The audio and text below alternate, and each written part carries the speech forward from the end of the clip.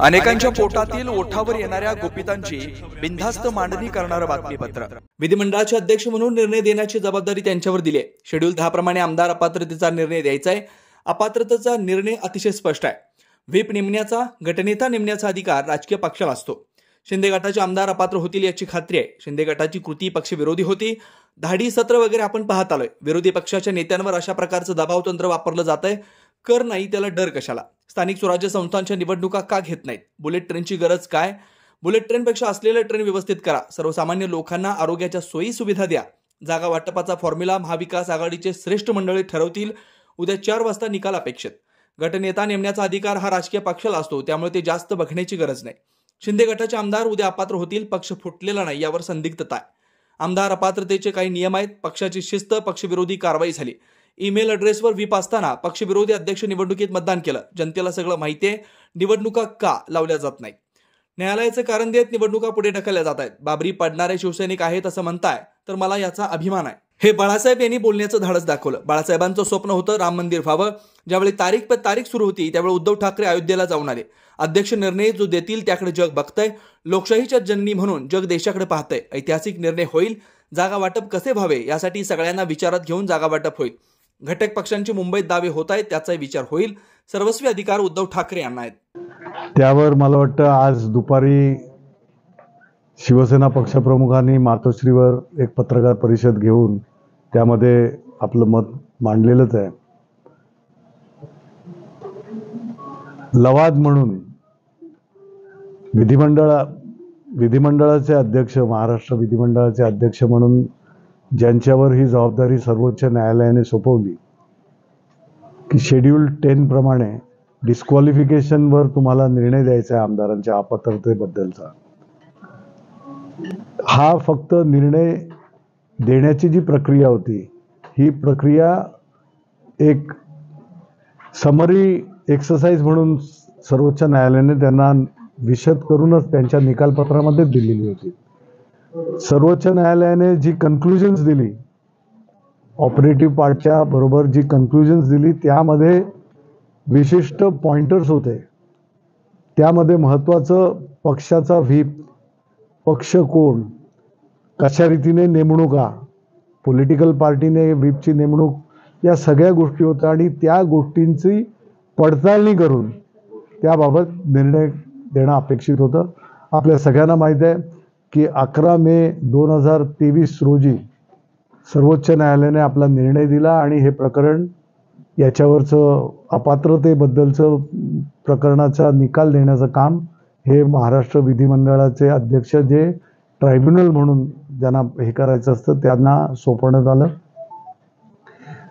तुम्ही सगळ्यांनी पाहिलं 11 मे ते सप्टेंबर, ऑक्टोबरपर्यंत काही हालचाल होत नव्हती। पुन्हा आम्हाला सर्वोच्च न्यायालयामध्ये हे मेन्शन करावं लागलं आणि मग सर्वोच्च न्यायालयाने एक डेडलाईन ठरवून दिली की तुम्हाला 31 डिसेंबरपर्यंत कुठल्याही प्रकरणी ही सर्व सुनावणी घेऊन तुम्हाला निर्णय देणं भाग आहे।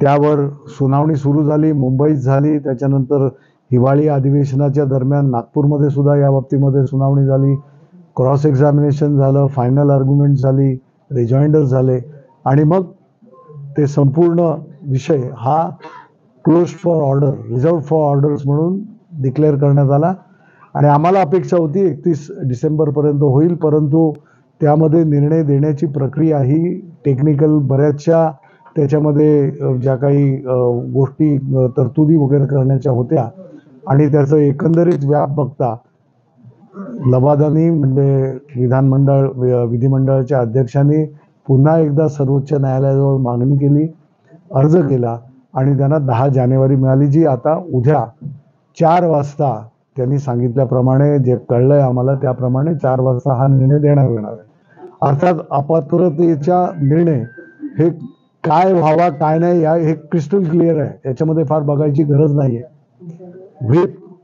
देण्याचा अधिकार, व्हीप नेमण्याचा अधिकार, गटनेता नेमण्याचा अधिकार हा त्या राजकीय पक्षाला असतो। हे कायद्याद्वारे सिद्ध आहे। निवडणूक आयोगाने त्यावर शिक्कामोर्तब केलेलं आहे, त्यामुळे त्यामध्ये जास्त बघण्याची गरजही नाही आहे।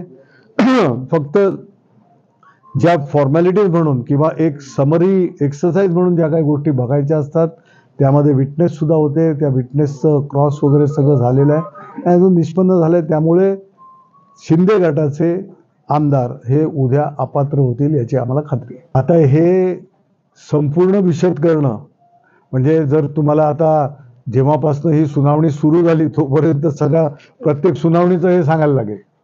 थोडक्यात की तुम्ही कशा रीतीनं पक्षाच्या ज्या काही मर्यादा किंवा पक्षाची शिस्त असते, 2A म्हणजे एखाद्या आमदारानं केलेलं पक्षविरोधी कारवाई किंवा पक्षविरोधी कार्यवाही, तुमचं जे काही वागणूक, तुम्ही जे काही ॲक्शन्स तुमच्या झाल्या या पक्षाच्या पक्षविरोधी होत्या हे दाखवण्याचं म्हणजे ज्या वेळेला 21 तारखेला 20 तारखेला झालं, 21 तारखेला ज्या वेळेला ही लोक गेली त्यावेळेला पक्षाने बोलवलेल्या अधिकृत बैठकीला येण्याचं त्यांना निमंत्रण, त्यांना नोटिसेस, त्यांना ज्या काही गोष्टी फॉर्मॅलिटी लागतात त्या सगळ्या पूर्ण केलेल्या. तर त्यांनी आम्हाला ते मिळालं, आम्ही येऊ शकत नाही त्याची कारणं दिली किंवा कशा रीतीने आम्ही नाही आहोत, कुठं होते ते सगळ्यांनी तुम्ही माध्यमांनी दाखवलंय. सुरतला आपले कॅमेरा लागले होते, गुवाहाटीला आपले कॅमेरा दाखवत होते कोण कुठं आहे. त्यामुळे हे ज्यामुळे 21 तारीख 22 तारीख आणि त्याच्यानंतर मग सभागृह ज्या वेळेला विशेष अधिवेशन बोलवण्यात आलं, विशेष अधिवेशनाला जो व्हीप होता तो व्हीप लागू झाला. त्या व्हीपला त्यांच्याजवळ पोहोचण्याची त्यांनी दिलेल्या त्यांच्या ऑफिशियल ईमेल ॲड्रेसची विधिमंडळामध्ये जे आमदारांचं ईमेल ॲड्रेस असतात त्याप्रमाणे दिलं, ते त्यांना मिळालं, ते त्यांनी ॲक्नॉलेज केलं. या सगळ्या गोष्टी धरून की त्यानंतरही विरोधी मतदान केलं, कारण शिवसेना पक्षाचा त्यावेळेला अधिकृतरित्या अध्यक्षाच्या निवडणुकीसाठी दिलेला उमेदवार होता, त्याला मतदान न करता तुम्ही विरोधात केलं. ही तुमची 21B खाली जर थोडक्यात सांगायचं असेल जे तुमचं ॲक्ट आहे, जे डिस्क्वालिफिकेशनला तुम्ही हे पात्र होत आहे. त्यामुळे या बाबतीमध्ये कुठलाही किंतु किंवा संदेह असायचं कारण नाही. बेधडक निर्भीड बिनधास्त मांडणी करणारा खबऱ्या लाईव्ह.